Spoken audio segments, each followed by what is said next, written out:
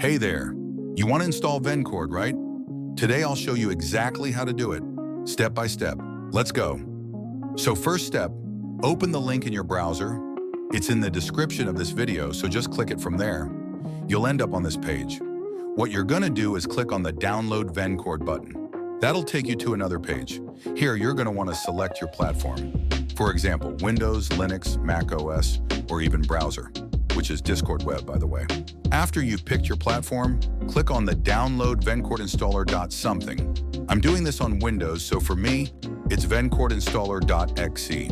Important, do not download the Vencord Installer CLI. That's for manual installation if the GUI installer doesn't work.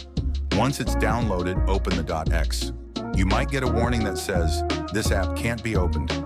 Just click Run anyway. You might need to hit More Info first to see that option. For me, it just opened straight away. If you're worried about the warning, it's harmless. It only shows up because the installer isn't signed. Signing costs the Vencord team like 300 plus pounds a year, so they don't bother.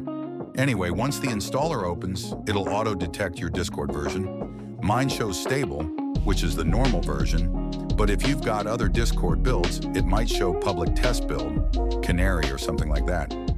Mine also says patched at the end, since I already have Vencord installed. So what you're gonna wanna do now is close Discord if it's running. Select your version, for me it's stable. Click Install. Once that's done, open Discord again, head into Settings, and you'll see a new Vencord category. Boom, you just installed Vencord. All right, hope y'all vibe with the video. Smash that like button and subscribe if you haven't already, and I'll catch you guys in the next one. Peace.